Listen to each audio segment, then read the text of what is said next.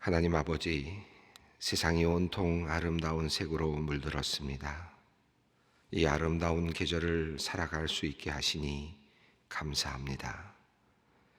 인간이 만든 색으로는 도저히 담을 수 없는 찬란한 자연을 보면서 이 땅을 창조하신 하나님의 손길을 생각합니다.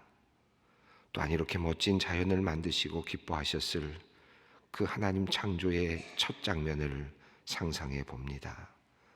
아주 많은 시간이 흘러 세상도 많이 변하고 망가졌지만 여전히 창조의 아름다운 흔적과 질서는 주님의 위대하신 창조의 솜씨를 드러내기에 부족함이 없습니다. 하나님, 하지만 코로나19를 겪게 되면서 우리가 하나님께서 멋지게 만드신 이 위대한 자연을 너무나도 많이 훼손하여 왔다는 사실을 알게 되었습니다. 우리가 많은 잘못을 저질러 왔음을 깨닫습니다. 하나님, 우리의 부족함과 죄를 용서하여 주시고 코로나19를 통해 이 자연을 치유하시듯이 우리의 몸과 마음도 주님께서 치유하여 주시옵소서. 하나님, 우리가 하나님께로부터 받은 것들을 기억하며 살았으면 좋겠습니다. 하나님께 받은 사랑과 용서를 잊지 않고 하나님 앞에서 겸손하고 사람들에게 너그럽게 대하는 우리가 되기를 원합니다. 사소한 일에 고집 부리지 말게 하시고 작은 일로 누군가와 다투지 않게 하옵소서. 우리 안에 들어온 악한 생각을 빨리 떨치게 하여 주시옵고 우리 안에 들어온 거룩한 부담은 외면하지 않도록 지혜를 주시옵소서. 모든 일 앞에서 하나님의 뜻을 묻게 하시옵소서. 깨닫게 하시옵소서. 주님의 뜻에 순종할 수 있도록 주님 우리를 이끌어 주시옵소서. 오늘 이 하루도 그렇게 살기를 원합니다. 주님께서 우리를 붙잡아 주시기를 기도드립니다. 하나님, 오늘은 우리에게 허락하신 귀한 가정을 위하여 기도합니다. 먼저 부모님들을 위하여 기도합니다. 하나님, 어느 누구도 부모가 되기 위해 준비한 이가 없습니다. 그러다 보니 참 부족한 것이 많습니다. 주님, 자신의 모자람이 한없이 부끄럽고 혹여 그러한 자신 때문에 상처를 받았을 자녀들을 생각하며 괴로워하는 부모님들이 있습니다. 부모님들의 마음 주님께서 보아주시고 그들의 죄의식을 주님 보아주시며 그들을 용서하시고 그 마음의 위로를 내려주시옵소서. 여전히 어찌할 바를 몰라하는 부모들에게 하늘의 지혜를 내려주시옵소서. 바라보니 하나님의 관점에서 자녀들을 바라보게 하옵시고 하나님의 마음으로 자녀들을 품으며 사랑과 축복, 용납과 위로의 언어로 자녀들을 대하게 하여 주시옵소서. 여전히 서툴고 모자라지만 하나님께서 맡겨주신 소중한 자녀들을 주님께서 주신 기업으로 알고 하나님의 사랑과 질서 안에서 잘 열심히 양육하도록 부모들을 이끌어 주시기를 기도드립니다. 무엇보다 자녀들에게 하나님을 아는 신앙을 정확히 가르치게 하시고 믿음으로 승리하는 인생이 어떤 것인지 보여주는 삶을 부모들로 살게 하여 주시옵소서. 여호와를 경외하는 것이 갖는 어마어마한 능력을 삶으로 보여주는 부모가 되게 하여 주시옵소서. 우리 자녀들을 위하여 기도합니다. 믿음의 가정에서 태어난 것이 얼마나 복된 것인지 깨닫게 하여 주시고 자신을 위해 사랑으로 헌신하는 부모님께 감사할 수 있게 하여 주시옵소서.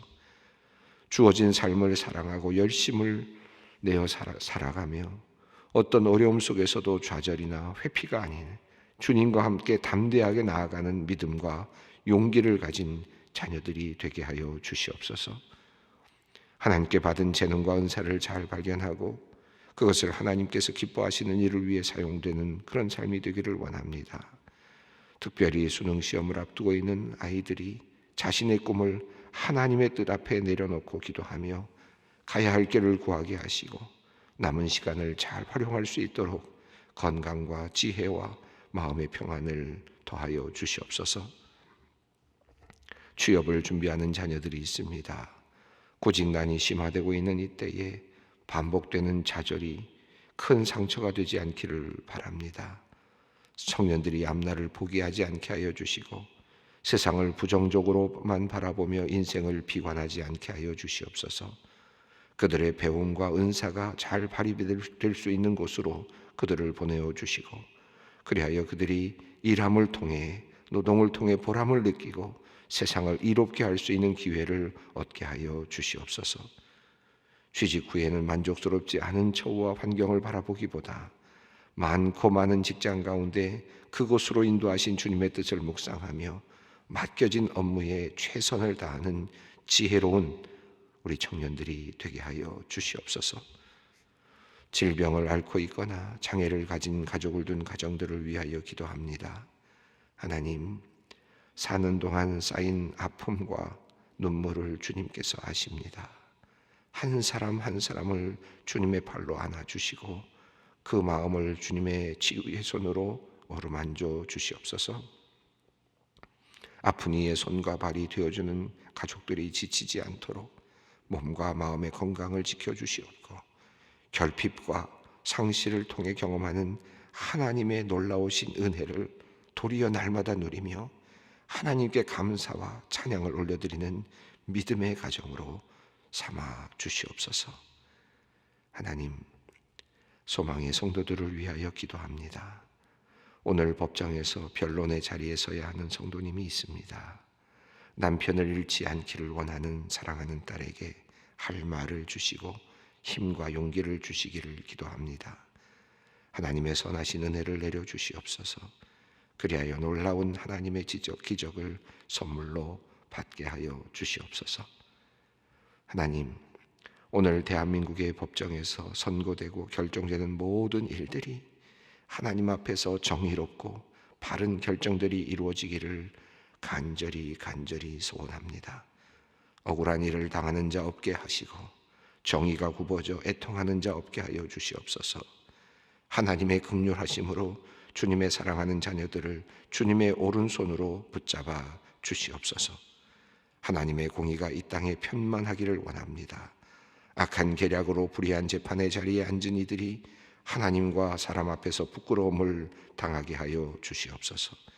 법정이 아닌 이 세상 모든 곳에서도 하나님께서 다스려 주시는 하나님의 공의, 주님의 공의가 온전히 드러나는 오늘 하루가 되게 하여 주시옵소서. 이제 말씀 앞으로 나아갑니다. 주님, 우리에게 말씀하여 주시옵소서.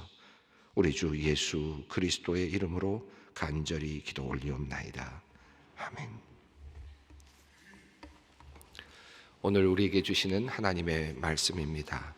사도행전 9장 20절로 25절 말씀 함께 봉독하도록 하겠습니다. 즉시로 각 회당에서 예수가 하나님의 아들이심을 전파하니 듣는 사람이 다 놀라 말하되 이 사람이 예루살렘에서 이 이름을 부르는 사람을 멸하려던 자가 아니냐. 여기 온 곳도 그를 결박하여 대제사장들에게 끌고 가고자 함이 아니냐 하더라. 사울은 힘을 더 얻어 예수를 그리스도라 증언하여 다메섹에 사는 유대인들을 당혹하게 하니라. 여러 날이 지나매 유대인들이 사울 죽이기를 공모하더니 그 계교가 사울에게 알려지니라. 그들이 그를 죽이려고 밤낮으로 성문까지 지키거늘 그의 제자들이 밤에 사울을 광주리에 담아 성벽에서 달아 내리니라. 아멘.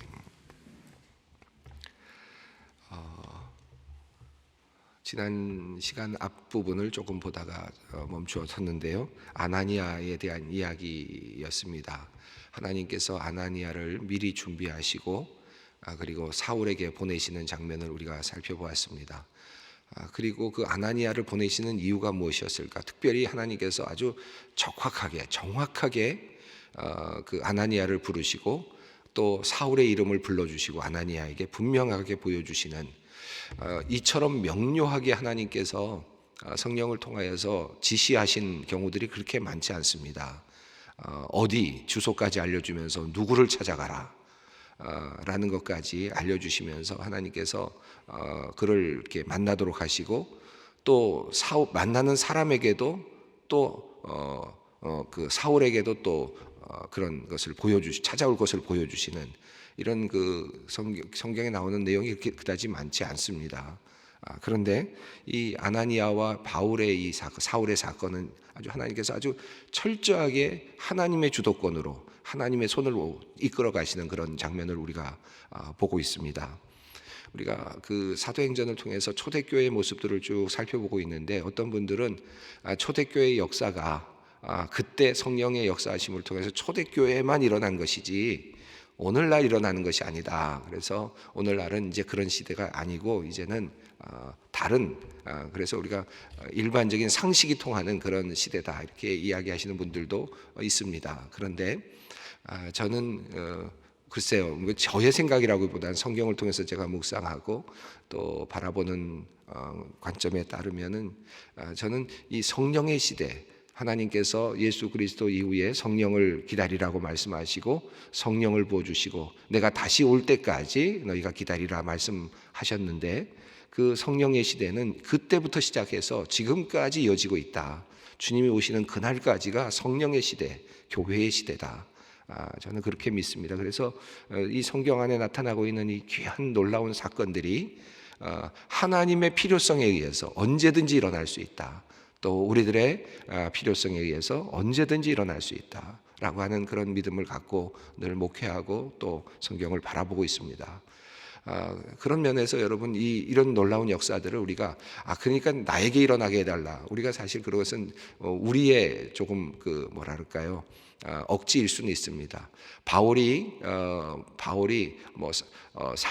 바울의 경험을 다른 사람들이 하게 해달라. 하나님께서 그렇게 하시지는 않았죠. 그러니까 바울에게는 바울에게 맞는 방식으로, 또 그 당시의 상황에 맞는 방식으로 하나님께서 일하고 계셨다 하는 것을 우리가 알 수 있습니다. 그러나 분명하게 하나님의 뜻을 드러내게 하기 위해서 이 사울 같은 경우는 하나님께서 이렇게 분명하게 하지 않으셨으면 아마 사울은 움직이지 않았을 것 같아요. 사울은 하나님께로 돌아서지 못했을 겁니다.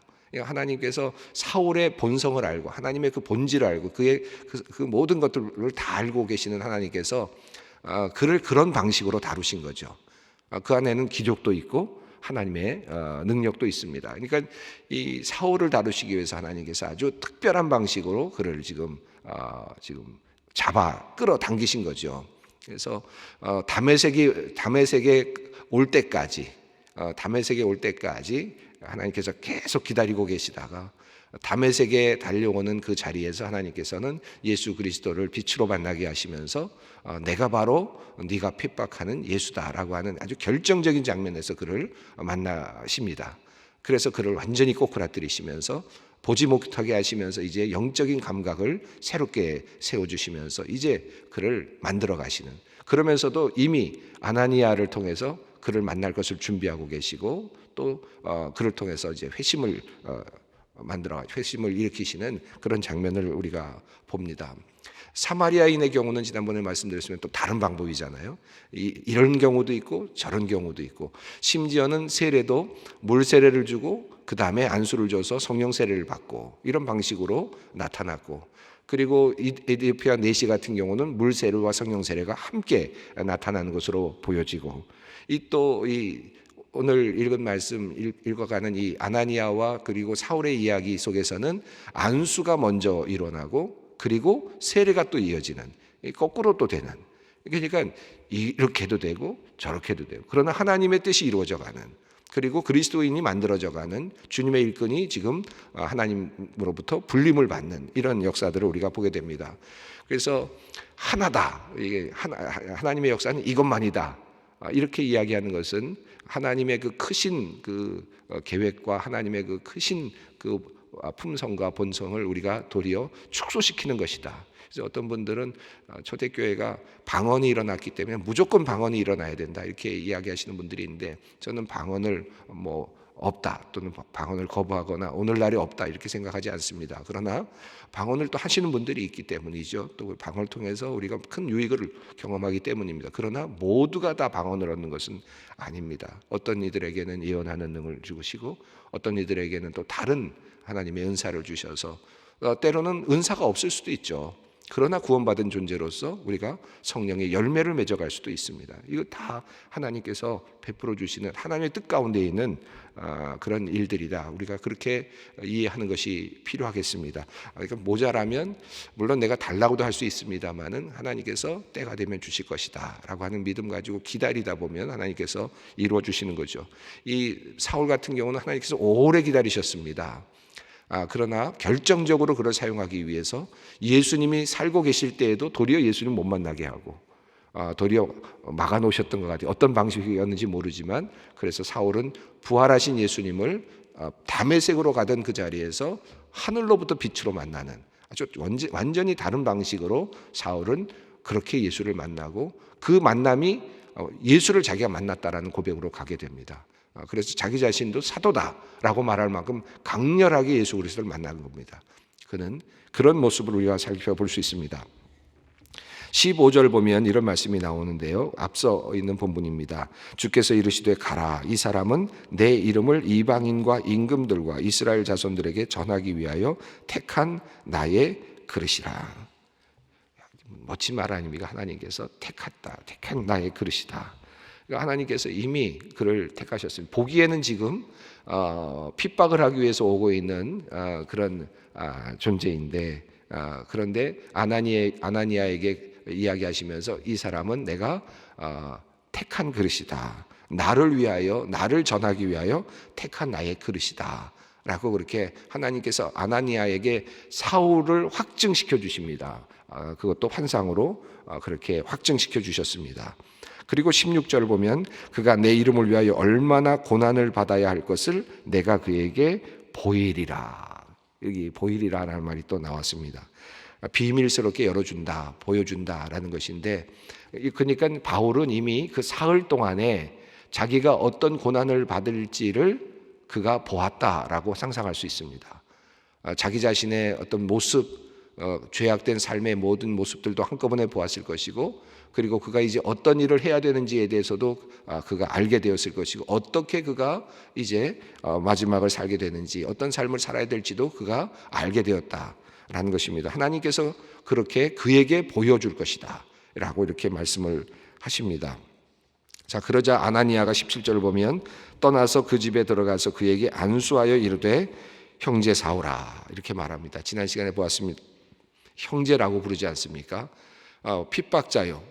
그리고 아나니아를 잡아오려고 하는 사람이었지 않습니까? 만약에 이 사건이 없었으면 사울은 아나니아를 잡아서 데리고 예루살렘으로 가서 투옥했을 거예요. 그런데 도리어 이제는 아나니아가 그를 잡으러 오고 있었던 사람인데 하나님의 말씀을 듣고 명령을 받고는 이제 그가 사울이 형제라는 것을 압니다. 그래서 형제 사울아 라고 하는 표현을 써서 이제 그를 받아들이게 됩니다. 그리고 하나님께서 이제 그에게 안수하게 하십니다. 그래서 안수를 하고 그리고 나서 세례는 그 다음에 나오는데 뭐라고 말하느냐 하면 너로 다시 보게 하시고 그리고 성령으로 충만하게 하신다라고 이렇게 표현합니다. 여기서 성령으로 충만하게 하신다라는 표현은 어떤 표현일까요? 제가 두 가지가 있다고 그랬죠. 천천히 차서 올라간다. 갑자기 확 차서 가득 찬다. 어떤 의미로 여기서 사용됐을까요? 항상 이걸 뭐 여기 무슨 여기에 너무 이렇게 또 모든 걸 걸고 그 단어에 너무 이렇게 집착하는 것도 또 좋은 것은 아닙니다만은 그저 지나가면서 의미를 받아들인다면 여기서는 갑자기 차올라오는 것으로 그런 표현입니다. 그래서 플레소라고 하는 단어를 쓰고 있는데 핀프레미에와 같이 사용되는 단어입니다. 그래서 여기서는 하나님께서 이제 그에게 급속하게 아주 소위 말하는 급속 충전이라 그래야 될지 모르겠어요. 이 사울을 이제 하나님의 사람으로 만들기 위해서 급격하게 그에게 성령을 부어주시는 가득 채워주시는 그런 모습으로 표현이 되고 있습니다.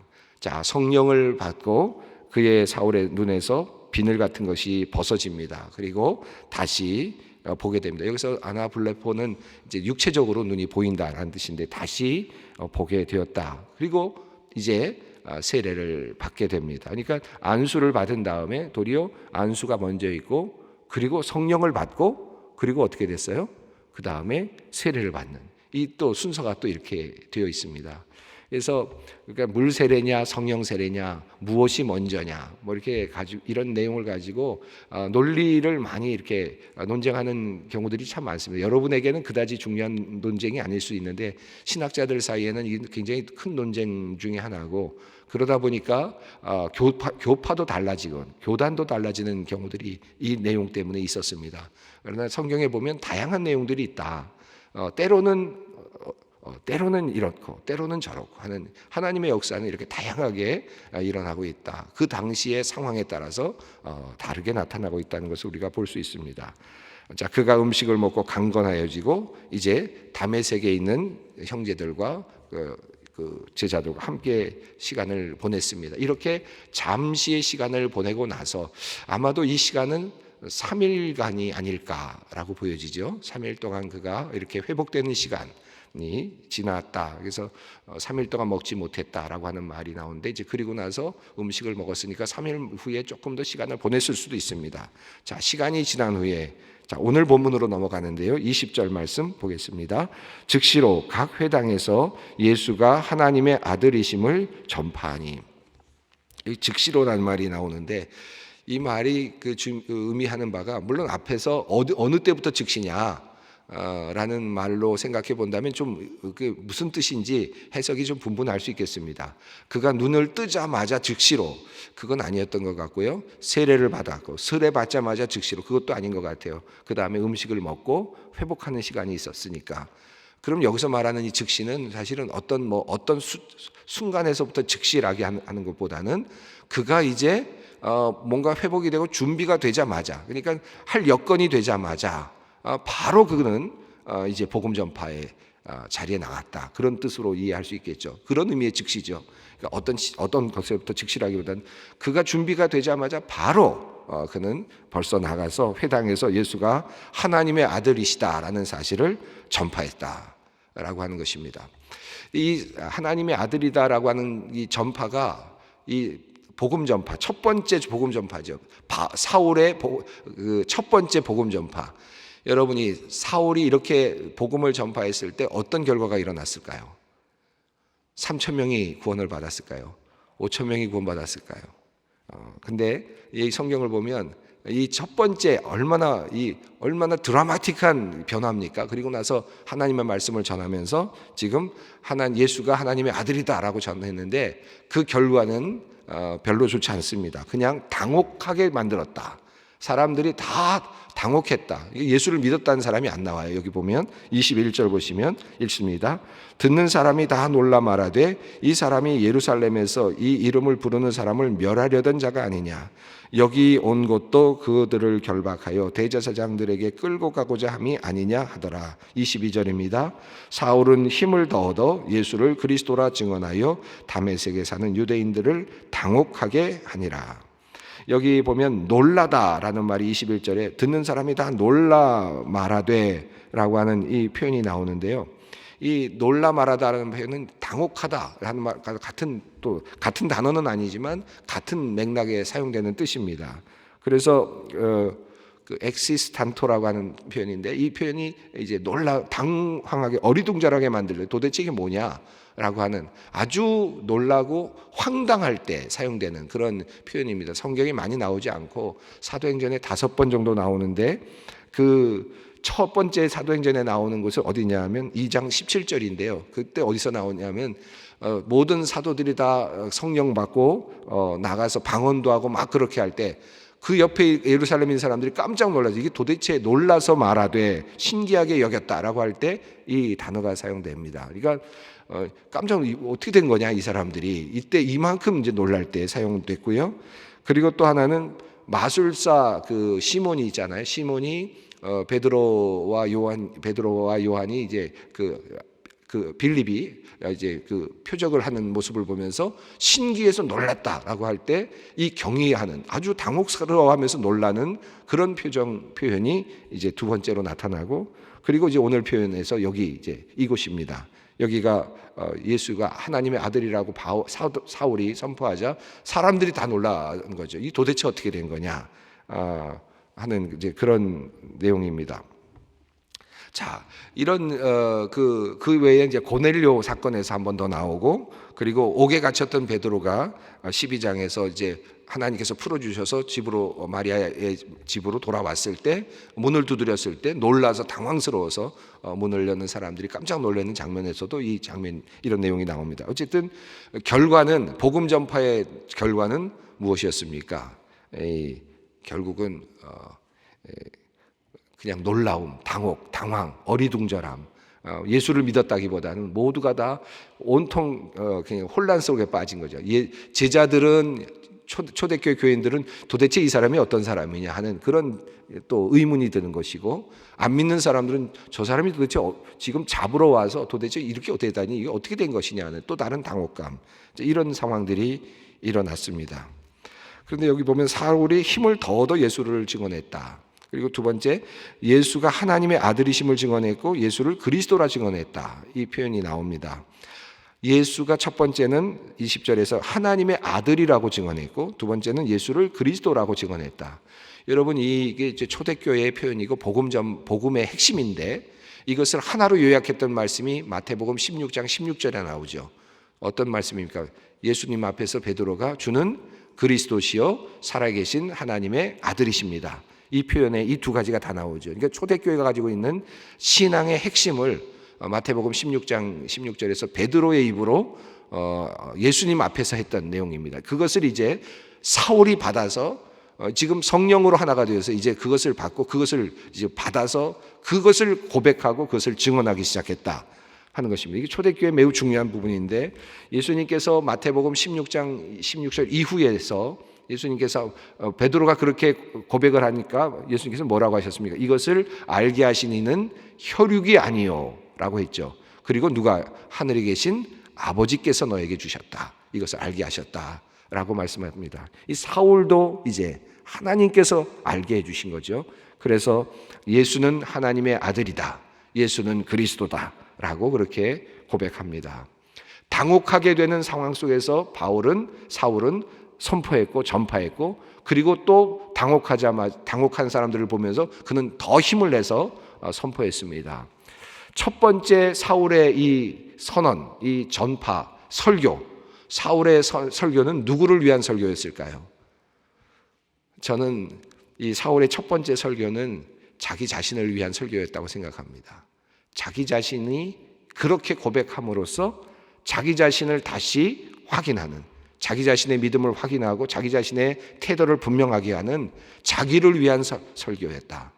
그러니까 자기 자신이 설교하고는 자기 자신이 힘을 더 얻어서, 지금 상대방들은, 앞에 있는 사람들은 다 어리둥절하고 당황하고 놀라고 지금 뭐 온통 혼란스러운 상황인데, 자기는 힘을 더 얻어서 이야기를 했다. 내가 예수 그리스도를 전파할 때, 내가 그리스도라고, 예수는 그리스도다, 예수는 하나님의 아들이라고 사람들에게 전파할 때, 그때 나에게 설교가 됩니다. 그리고 내가 힘을 얻게 되고 내가 하나님의 사람으로 확증되는 그런 것을 경험하게 됩니다. 이 목회자인 저도 그렇고요.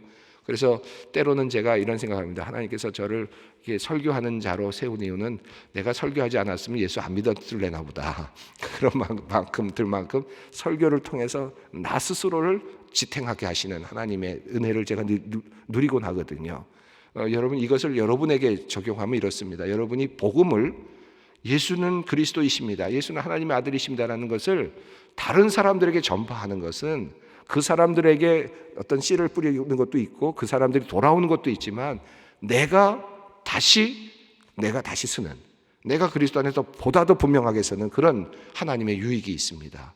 오늘 사울의 이 이야기 속에서 우리가 이것을 또 한번 보게 되는데, 하나님께서 사울을 이제 이렇게 세워가고 계십니다. 우리도 하나님께서 그렇게 세워 가십니다. 성령께서 우리와 함께 하신다 하는 사실을 기억하시고, 우리도 하나님의 선택받은 사람들이다, 하나님의 큰 계획 아래서 하나님께서 나를 지금까지 이끌어 오셨다 하는 믿음을 가지시고, 사울과 똑같은 마음으로 하나님께서 우리를 보고 계신다, 이 믿음 가지고 오늘도 힘차게 살아내시기를 바랍니다. 기도하겠습니다. 하늘에 계신 우리 아버지, 아버지의 이름을 거룩하게 하시며 아버지의 나라가 오게 하시며 아버지의 뜻이 하늘에서와 같이 땅에서도 이루어지게 하소서. 오늘 우리에게 일용할 양식을 주시고 우리가 우리에게 잘못한 사람을 용서하여 준 것 같이 우리의 죄를 용서하여 주시고 우리를 시험에 빠지지 않게 하시고 악에서 구하소서. 나라와 권능과 영광이 영원히 아버지의 것입니다.